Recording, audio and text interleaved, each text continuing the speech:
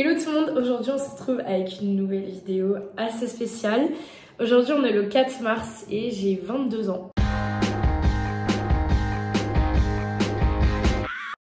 Alors j'ai l'impression que tous les ans je vous dis ça, je crois que je fais des vidéos anniversaires depuis mes 18 ans il me semble. Ça fait 4 ans.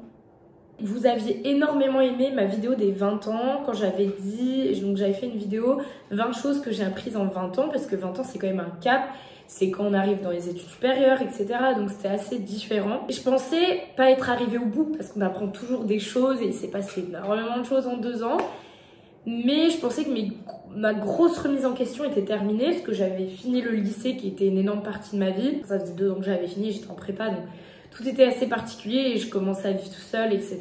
Et là, j'ai 22 ans et je me rends compte qu'en 2 ans, il s'est encore passé tellement de choses, surtout cette dernière année. Parce qu'en école de commerce, la vie va très vite et pour plein de raisons d'ailleurs et pas que l'école, j'ai appris énormément de choses parce que j'ai vécu beaucoup de choses et je me suis pris différentes claques. Je m'en suis encore prise une dernièrement là parce que si vous le savez ou pas, je suis en Suède actuellement. Je suis en échange Erasmus, en échange académique en Suède. Et je viens tout juste là de rentrer de Laponie il y a quelques jours, donc c'était juste dingue. Enfin voilà, j'avais besoin de vous dire 10 choses aujourd'hui que j'ai apprises en 22 ans, si on peut dire ça, du moins depuis mes 20 ans. C'est parti, je vais essayer de pas trop être longue, mais je vais essayer de vous parler de mon expérience. Parce qu'il s'est passé plusieurs choses, même si beaucoup de choses se rejoignent. Donc c'est parti, merci encore à vous d'être là. Presque, j'ai commencé les vidéos à 15 ans. Et ça va faire 7 ans que vous êtes certains encore là. Vous êtes partis, vous êtes revenus. Je reçois encore des messages, ça me fait encore plaisir. C'est encore quelque chose qui me définit, YouTube à ce jour. Donc voilà, c'est parti. Première chose que j'ai comprise depuis mes 20 ans, donc depuis quelques temps, donc assez récemment finalement, c'est que le premier amour ça définit énormément de choses, beaucoup de choses, et que en général, quand on passe ce cap du premier amour, quand c'est terminé, c'est là j'ai l'impression que la vie de femme et la vie d'homme commencent réellement, parce que le premier amour c'est souvent, voilà, alors il peut durer toute la vie, mais c'est aussi souvent, on se connaît, on vit ça comme une première fois, donc toujours en tant qu'enfant, avec une âme d'enfant. Et quand cette période est terminée, en tout cas pour moi, c'est là que j'ai senti que je suis devenue une femme, parce que ensuite j'ai fait mes expériences, parce que vous pouvez comparer, parce que vous vous rendez compte que certaines choses n'allaient pas, vous vous rendez compte que certaines choses étaient très bien, plein de choses sentimentalement, mentalement, intellectuellement, sexuellement, sur plein de plans. Et moi, quand cette période-là, alors je l'ai beaucoup idolâtrée, cette période-là du premier amour, blablabla. Voilà, moi ça a été beaucoup quelque chose qui me plaisait, j'aimais en parler, j'aimais le vivre. Maintenant je l'idolâtre de moins en moins parce que je suis heureuse de l'avoir vécu, voilà, je suis heureuse que ça soit terminé et je suis encore plus heureuse que d'autres choses débutent en fait en ce moment et depuis ces dernières années. Et quand vous comprenez ça, quand vous comprenez qu'à un moment, je parle même avec vos amis, que ce que vous avez, la seule chose qui vous reste en commun c'est votre passé, et ben vous vous rendez compte que vous pouvez avancer maintenant et ça fait du bien. Et je me suis redécouverte, j'ai enfin compris qui j'étais, je me définissais plus par ça, ça a été une bouffée d'oxygène. Ça n'a pas été simple, ça n'a absolument pas été simple. Je dirais que dans Premier Amour, je peux même parler de mes premiers amours, que ce soit mes premières passions, mes premiers amis, mon premier amour, plein de choses comme ça. Je mets vraiment ma vie du lycée, on va dire, ma vie scolaire, parce que je pense qu'on est beaucoup dans ce cas-là où à un moment, dans la vingtaine, on se détache d'une vie qu'on a déjà eue, même nos parents, etc. On perd nos repères. J'ai eu vraiment une période un peu sombre, il y a 1 an ou cet été parce que j'ai un peu perdu mes repères et ça a été dur de comprendre ça. Mais quand vous l'avez compris, et en plus moi dans le contexte dans lequel je suis où j'ai eu l'occasion de partir et de faire des études formidables, là vous dites ok c'est bon, je prends ma vie en main. Alors c'est dur, c'est long, moi j'y suis toujours pas arrivée à 100%, c'est dur certains jours, mais je m'efforce de m'accrocher en fait à qui je suis et de me faire confiance et d'aimer ma propre compagnie et d'arrêter de vivre dans le passé entre guillemets d'enfant, d'adolescente. Ça a fait ce que je suis aujourd'hui. J'en pourrais en parler des heures et des heures. Je pourrais écrire un livre sur beaucoup de choses, mais j'arrête de vivre à travers ce spectre-là. J'essaie d'évoluer et ça fait du bien. Une autre chose, c'est une phrase en anglais que j'avais trouvée qui correspondait vraiment à une période de ma vie et un déclic que j'ai eu. La phrase c'est Your value stays constant whether it is sin or not. Ça veut dire que ta valeur et la valeur, je ne sais même pas par quel moyen on peut la quantifier, sur quelle variable, avec quelle variable. Je pense que c'est vraiment l'amour qu'on se porte Et c'est pas l'amour qu'on mérite de recevoir, notre valeur, parce que tout le monde mérite de recevoir de l'amour, tout simplement.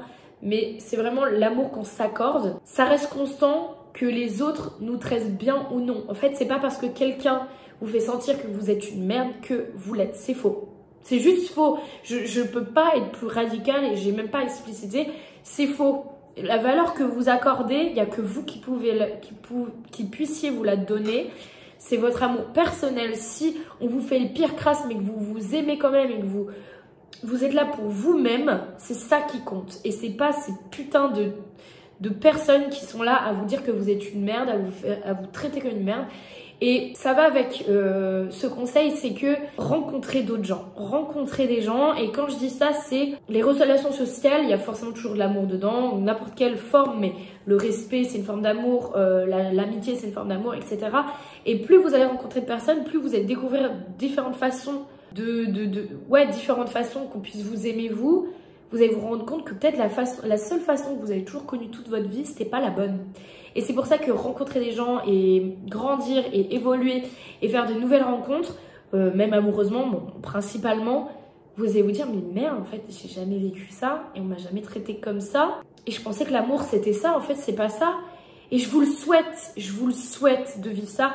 Et quand vous commencez à douter de votre propre valeur, ne vous renfermez pas sur vous-même parce que si vous vous ouvrez aux autres, c'est peut-être là que ça va vous rassurer et que vous allez comprendre que ce que vous vivez, c'est peut-être pas vraiment ce que vous êtes censé vivre. Une autre chose, ça va avec je vous en ai déjà parlé, mais le self-love, c'est vraiment quelque chose que j'ai cultivé ces derniers 6 mois, je dirais, et que je continuerai, et c'est mon goal. J'ai compris qu'en fait, pour accueillir l'amour qu'on me porte, l'amour bienveillant, parce que je reçois l'amour qui est bienveillant, je ne peux pas dire que tout est toxique, j'arrive pas à l'accueillir souvent parce que je me l'accorde pas et parce que peut-être que je m'aime pas assez pour ça. C'est dur de se dire à chaque fois, ça me fout les larmes aux yeux, mais je pense que j'ai encore un long travail sur moi-même pour m'aimer parce que j'ai toujours cherché à ce qu'on m'aime sur plein de plans et j'ai compris que tout ça en fait personne ne pouvait me l'apporter à part moi-même. Et du coup il y a une phrase qui résume vraiment ça, c'est "Nothing is more satisfying than reaching the level of self-love so much that when someone walks out of your life you let them." Ça veut dire que il n'y a rien de plus satisfaisant de s'aimer autant que quand quelqu'un veut quitter notre vie, on les laisse partir en fait. Et on s'accroche pas, on ne souffre pas.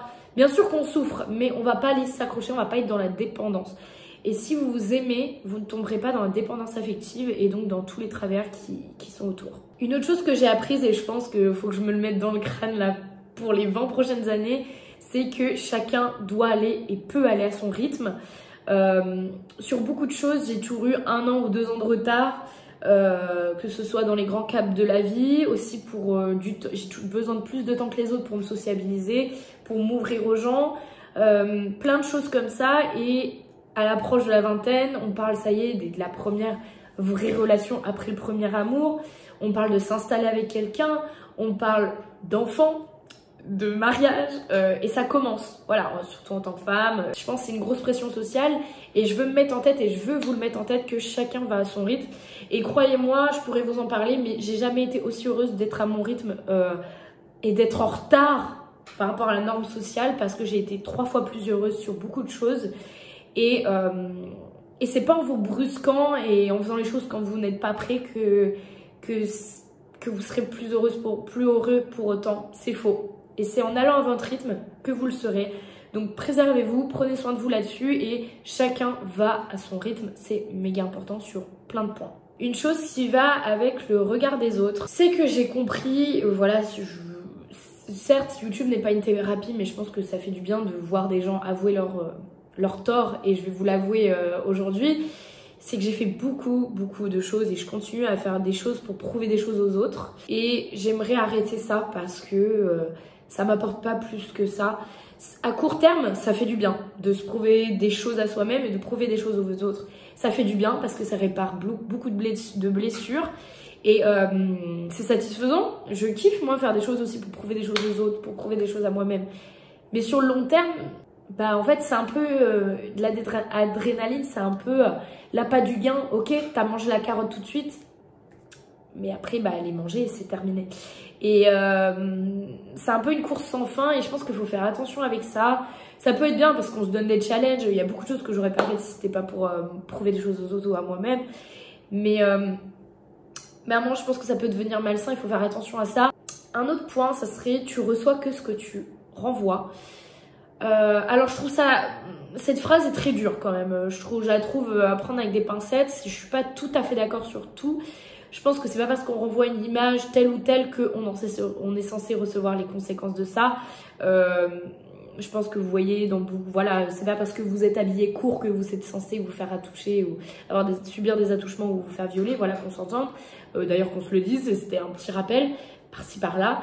Donc c'est pas parce qu'on renvoie une image superficielle qu'on est censé, qu'on ne mérite que des relations superficielles. C'est pas ce que je dis, absolument pas. Et je ne le pense absolument pas. Mais si vous êtes mal, si vous êtes triste de ce que vous recevez, réfléchissez à ce que vous renvoyez. Vous pouvez réfléchir à ça. Je dis pas que c'est de votre faute, pas du tout. Mais moi, je l'ai compris. À un moment, je me plaignais de... Ouais, des fois, il y a des personnes qui me disaient des phrases qui me laissaient sans voix. Parce que je me disais, mais pourquoi on me dit ça à moi? Et vraiment, ça me faisait du mal. Je m'en torturais l'esprit. Et j'ai compris que c'est parce que je renvoyais une autre personne. Et c'est pas les personnes qui étaient à blâmer sur ce coup-là. Même si c'était pas forcément des personnes bienveillantes pour autant. Mais j'avais renvoyé à un moment un truc qui n'était pas... qui était en accord en fait avec ce qu'on venait de me dire. Et ça m'a fait du mal. Ça m'a fait beaucoup de mal et ça m'arrive encore. Et c'est pas grave. Et comme je vous dis, tout ce que je vous dis ici, c'est pas parce que j'ai appris des choses avec les années que j'arrive à les appliquer. Comme je vous dis, chacun va à son rythme et tout prend du temps. Et encore aujourd'hui, je fais des choses pour me prouver des choses et pour prouver des choses aux autres. J'en suis consciente, c'est déjà un gros pas. C'est un énorme pas. Et j'espère qu'avec le temps, j'arriverai à trouver une autre solution, tout simplement. Mais c'est pas parce que je vous dis ça là que j'arrive à faire autrement. Autre chose, très bête, mais pleurer, ça fait du bien. Vous le savez, je suis hypersensible. Je suis pas forcément hyper émotive. Je pleure pas forcément pour beaucoup de choses. Mais ces 2 dernières années, depuis que je suis en école, je me suis tellement construit une carapace, j'ai montré mon hypersensibilité à plein de moments, mais il y a plein de choses spécifiques que je n'ai pas montrées, qui m'ont fait énormément de mal, qui m'ont bouffé, et même avec moi-même, j'ai essayé de ne pas ressentir l'hypersensibilité, de me convaincre moi-même, mon enfant intérieur, que je pouvais supporter tout ça et que j'avais même pas à pleurer toute seule. Et c'est bête parce que pleurer seule, ça fait du bien, parce que ça fait trop de bien. Je sais pas quoi dire, j'ai écrit pleurer, ça fait du bien, c'est une chanson d'Amel Bent, je le sais, mais c'est vrai en fait. Et si je craquais pas toute seule, j'allais péter un plomb. Et à un moment, j'ai pété un plomb parce que c'était trop pour moi et je me suis sentie vraiment une enfant parce que j'avais pas assez pleuré et que j'ai eu besoin de le faire. Une autre chose, ça va toujours avec le regard des autres, ça rejoint un peu ce point-là, c'est savoir différencier le superficiel du vrai. Notamment au niveau des relations amicales et amoureuses. J'ai compris qu'on était tous beaucoup dans le superficiel. Moi d'abord parce que des fois, voilà, pour me prouver à moi-même, telle personne m'a intéressée. Je cochais, on va dire, quelque chose sur une liste et ensuite je me disais, je l'ai fait. C'est complètement superficiel parce que, comme je vous dis, c'est de court terme, c'est une satisfaction de court terme et ça n'apporte rien. Pareil, les relations où en fait vous vous rendez compte que vous réfléchissez et vous connaissez rien du quotidien de la personne ne connaît rien de votre quotidien. Certes, vous vous confiez, vous avez beau vous confier, mais ça ne résonne pas chez cette personne et c'est creux et c'est vide et ça c'est superficiel. Ou autre chose, vous êtes l'idéal de quelqu'un d'autre. Vous avez l'impression que cette personne vous accorde du temps parce qu'elle vous aime réellement et que elle vous comprend intrinsèquement. Mais c'est faux. Vous êtes juste l'idéal de cette personne. Vous rentrez dans les cases qu'elle s'est fixées, mais elle vous aime pas pour ce que vous êtes réellement. Ou du moins, elle croit qu'elle vous aime réellement, mais c'est pas le cas. Tous les deux, vous êtes dans une illusion et je pense qu'à notre âge, en plus avec les réseaux sociaux, mais à mon âge, dans le début de la vingtaine, c'est ce qu'on connaît le plus. Et c'est un moment avec l'âge qu'on comprend qu'il y a l'amour, le vrai, le véritable, la chose qui vous bouscule, la chose qui vous rend malade, quand vous êtes brut en fait, à votre état brut. Et moi en tout cas, encore plus en école de commerce, c'est pas du tout ce qui existe. Et même si je le voulais, c'est un contexte qui nous rend très superficiel, qui nous fait vivre les choses très vite et qui nous laisse pas le temps. Et je suis très contente d'être loin et d'être partie, d'être loin de toute cette spirale pendant 1 an et demi, parce que ça va me remettre les pendules à l'heure, comme on dit. Et voilà, je vous laisse vous pencher sur le superficiel. Je dis pas que c'est mauvais parce que chacun le fait, mais je pense que moi, à un moment, voilà, à 22 ans, j'ai envie un peu de me détacher de ça, tout simplement. Avant-dernière chose, ça je vous l'ai dit, je crois que je l'ai dit à mes 20 ans, le travail paye toujours. Le fait d'être passif, le fait d'être stratégique, le fait d'être vicieux, le fait d'être, d'utiliser les autres, ça ne paiera jamais. Et ça, j'espère que vous en serez toujours persuadés. Ne rentrez jamais dans ce jeu-là. Et le travail paye toujours. Je peux vous dire que là, avec ma recherche de stage, je comprends que le travail paye. Et j'en suis heureuse et ça me fait du bien. Je me suis tellement battue pendant des années. Ça a été dur de faire mes vidéos YouTube, de voir les gens se moquer. Même là, je suis de moins en moins légitime. J'ai l'impression de parler les vues et les abonnés qui baissent, etc. Mais c'est pas grave. Je sais que je travaille dans le vide, mais je m'en fous. Ça fait mal pour mon ego, mais à un moment, je le sais que ça paiera. Et je sais qu'il y a quelqu'un qui aura confiance en moi et qui comprendra ça. Et ça paye auprès de beaucoup de gens et ça me fait du bien. Et donc, le travail paye toujours. Je préfère travailler et charbonner. Peut-être me dire qu'à un moment ça ne sert à rien, mais passer à autre chose. Mais je sais que j'ai pas rien fait et je sais que j'ai tout donné, tout simplement. Et voilà, je veux pas sortir de mon diplôme, je veux pas arriver à 25 ans en me disant j'ai rien fait de ma vie, j'ai juste été portée par le vent et j'ai rien fait, j'ai rien appris. Ça c'est vraiment ma hantise.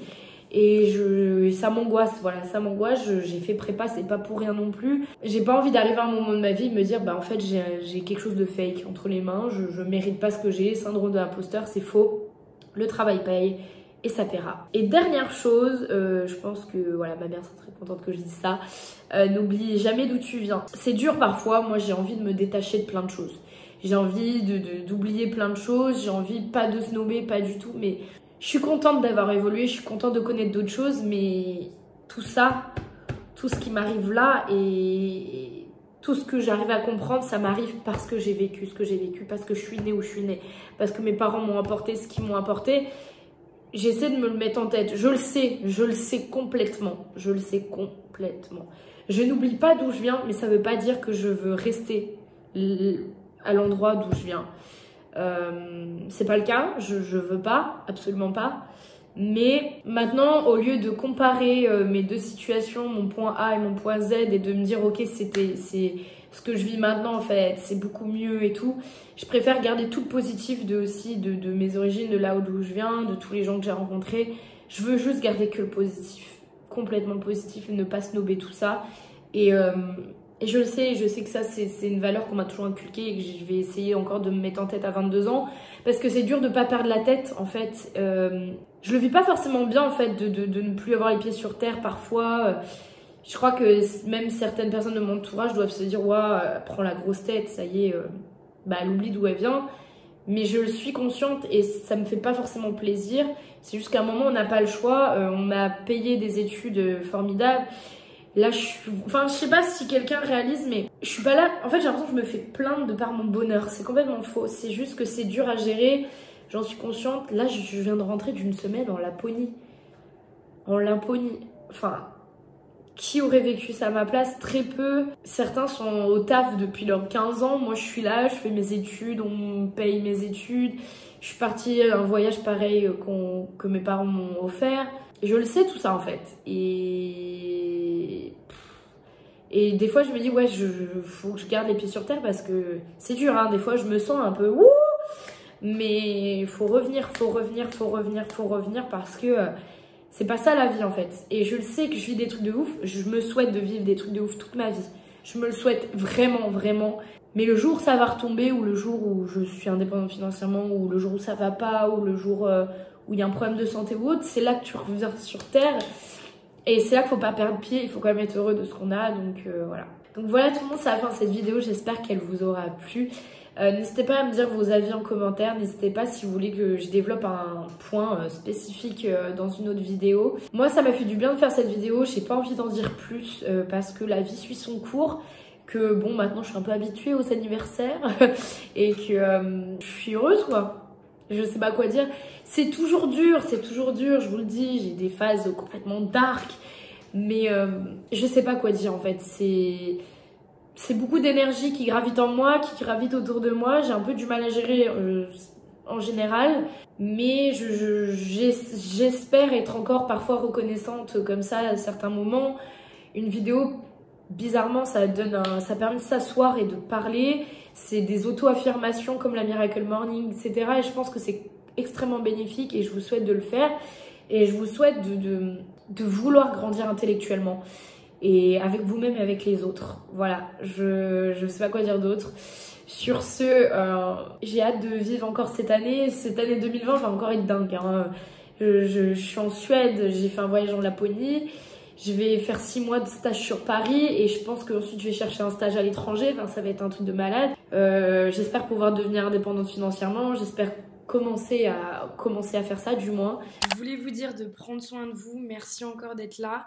Je suis encore en Suède jusqu'en juin, du coup de super vidéos vont arriver, notamment le vlog en Laponie qui arrive normalement le week-end juste après cette vidéo, je l'espère, et ça va être le plus beau vlog de toute ma vie. Et voilà, je vous fais à tous gros bisous et bye.